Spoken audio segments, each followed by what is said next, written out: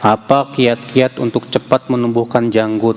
Ana nggak usah jawab nih, soalnya ana juga segini mas. Antum kok nanyanya ke saya sih? Nanyanya cuma yang ini tuh Ikhwan tuh. Sini. Antum sini. Nah, kalau ini baru bisa ditanya nih. Nih, antum yang jawab, akhi. Assalamualaikum. Gimana katanya biar berjanggut? Banyak. Udah rezekinya. Oh, ya udah deh, duduk deh. Aduh. Sampai aneh ada yang nanya, Ustadz kok nggak berjanggut sih katanya. Bukannya Ustadz bilang janggut wajib. Ya gimana dikasihnya segini? Tapi alhamdulillah sih masih mending aneh daripada Ustadz Firanda.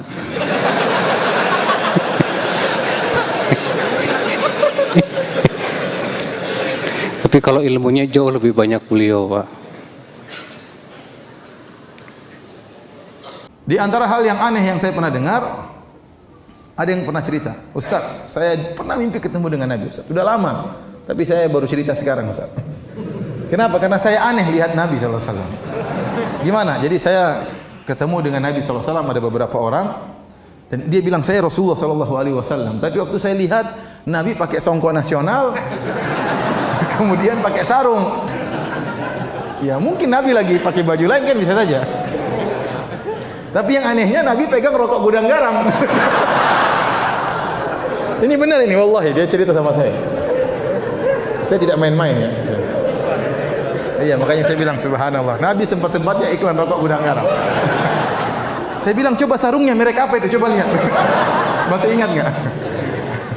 Sekarang baru saya yakin itu bukan Nabi. Jadi saya bilang memang setan tidak bisa niru Nabi, tapi setan bisa ngaku sebagai Nabi. Akhirnya banyak akidah rusak gara-gara ini. Ada ustadz yang bisa mengetahui bahwa si A sakit paru-paru dan ternyata benar apa yang ustadz itu katakan. Apakah itu berdosa jika kita percayai? Kenapa dulu ini? Mungkin ustadznya dokter. Jangan buru-buru. Mungkin dokter tahu, oh dari nafasnya orang ini kayaknya paru-paru nih. Ini sudah pengalaman dia. Batuk, ini tenggorokan gatal, oh ini gejala flu. Mungkin dia dokter.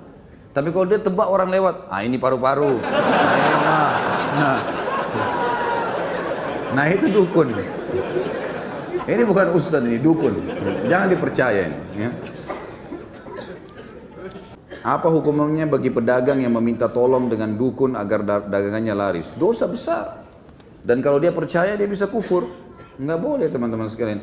Dagang biasa dagang. Dagang itu modalnya halal, produknya halal, sistemnya halal. Percaya teman-teman, demi Allah laku. Nggak usah pakai dukun, nggak usah pakai pelaris ini. Nggak perlu. Terima uang, tepuk-tepuk uangnya. Saya pernah tanya itu. Kenapa tepuk-tepuk? Supaya laris. Apa hubungannya kertas bisa ngelarisin? Nggak ada hubungannya, Nggak ada hubungannya sama sekali. Apakah boleh seorang istri minta alat-alat makeup ke suami? Kalau nggak minta sama suami, minta sama siapa? Nah itu. Penting nggak istri dandan di rumah, Bu? Ya maaf, bapak-bapak nih. Bapak-bapak kalau menikah sama istri yang cantik mahal. Make upnya itu bedaknya doang 700.000, apalagi perawatan salon apa. Makanya kalau nikah sama perempuan yang biasa-biasa, bedak 7.000 jadi. Ada kan bedak 7.000-an jemaah?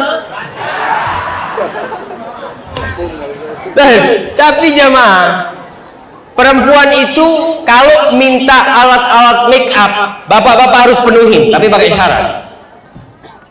Buat siapa engkau bersolek? Kalau bersolek buat suami, belikan 2 set langsung. Boleh istri mengatakan, Mas, aku kepingin cantik di hadapanmu. Tapi kebanyakan perempuan, Ustaz, kalau cantik suaminya tanya, mau kemana? Karena kalau di rumah nggak pernah cantik dia. Betul bapak-bapak? Masya Allah. Ini sepakat ini. Maka ibu-ibu mulai sekarang make up minta sama suami, tapi catatannya buat mus. Jadi kalau di rumah cantik ditanya, Mbak atau Dik mau kemana? Mau menjemput dirimu. Masya Allah. Insya Allah jadi surga rumahnya Ustaz. Ustaz, gimana caranya agar istri kita ikhlas kita kawin lagi? Nah,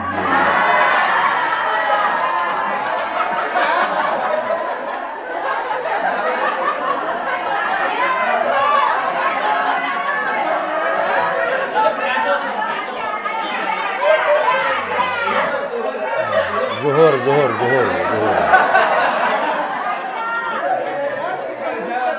Ini kalau buat saya ini pertanyaan kayak gini nih kayak saya dikasih makanan yang ringan di tangan berat di badan. Air tajin, jadi insulinnya tinggi. Mendingan makan beras perak tahu Anda ya. Ya Allah gimana ya caranya?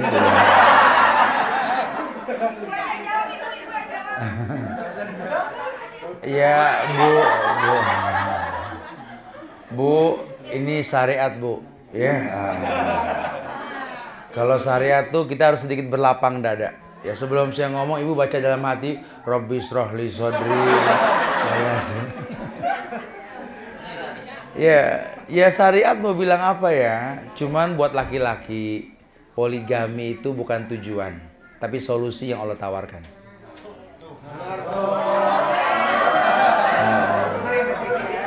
Karena gini ya. Karena kalau seandainya memang ya artinya begini. Artinya bahwa yang namanya poligami ini Allah yang perintahkan. Akhir zaman itu 1:50 kata Rasul. Kalau satu laki satu perempuan yang 49 sama siapa? Itu bahasa gampangnya begitu ya. Tapi bukan berarti menjadi sebuah tujuan. Karena kadang-kadang kita nggak mampu. Takutnya zolim. Apalagi sembarangan tadi. Milih pasangan yang kita nggak tahu silsilah. Kalau kita meninggal, anak kita di tangan siapa tuh perlu dipikirkan lagi. Gitu ya. Kemudian poligami itu ibadah. Bukan untuk merusak yang ada. Jadi kalau kira-kira Anda melakukan nggak menimbulkan kerusakan, lakukan. Kalau bakal berarti belum siap. Begitu bahasanya. Caranya bagaimana? Ping me. Gitu ya.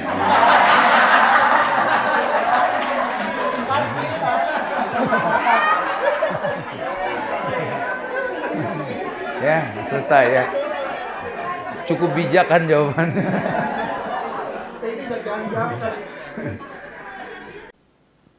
Saya ditegur oleh ikhwan karena di motor saya tidak ada stiker Roja.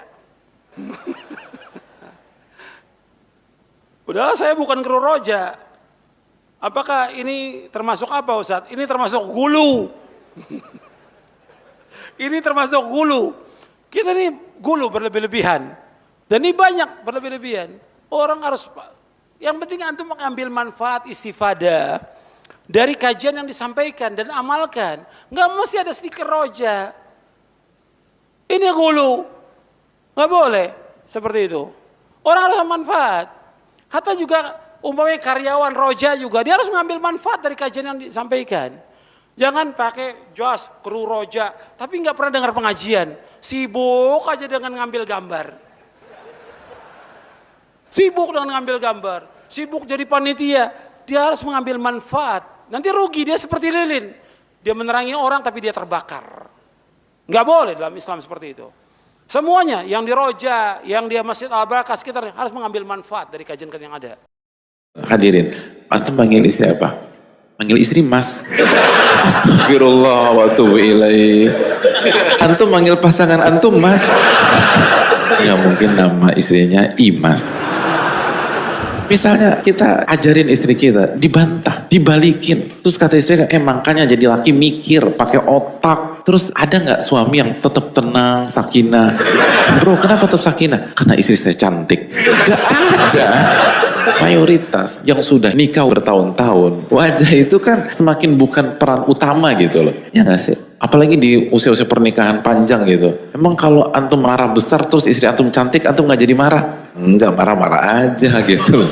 Wajah itu penting, tapi bukan itu faktor utamanya. Yang menentukan tuh bukan wajah, itu ketakwaan, keimanan, nurut, taat, dan seterusnya. Apalagi kalau kita mau main jangka panjang. Saya nggak mengatakan kecantikan nggak penting, tapi seringkali kita terlalu fokus ke sana dan memberikan lebih dari porsinya. Kita akan nyesel, karena untuk jangka panjang kecantikan, ketampanan akan menurun. Maka sekali lagi, fokus pada sifat nurut, ketakwaan, baru setelah itu kecantikan yang bisa meredam kita untuk bermaksiat kepada Allah Subhanahu wa taala. Pernah juga ada seorang perempuan tanya kepada syekh yang ada di Arab Saudi. Kata perempuan, "Syekh, boleh nggak saya berdoa kepada Allah begini? Ya Allah, adkhilni wa zawjil jannah. Masukkan saya dan suami saya ke dalam surga. Wala tu'tihi hural 'ain syai'an." Dan jangan kasih dia bidadari sama sekali. Yang menarik adalah jawabannya syekh. Kata syekh, "Tubtulina fid dunya wa tubtulina fil akhirati kaman." Kalau bahasa Indonesianya, kalian sudah menyiksa kita tidak boleh poligami di dunia, di akhirat juga begitu. La haula wala quwwata. Maksudnya apa para ikhwah? Kembali kepada Darussalam tadi. Surga penuh dengan keselamatan. Tidak ada iri, tidak ada dengki, tidak ada amarah. Semuanya mengucap alhamdulillah, subhanallah, alhamdulillah, subhanallah. Enggak ada iri sama sekali. Bolehkah menumbuhkan jenggot dengan krim? Boleh. Ada orang pakai krim, tak tumbuh-tumbuh. Itulah nasib badan nama itu. Dah banyak nak tumbuh, dah. Minyak kemiri lah, minyak firdaus lah, segala bentuk minyak. Nah, minyak kelapa sawit, minyak jelantah, semua pakai.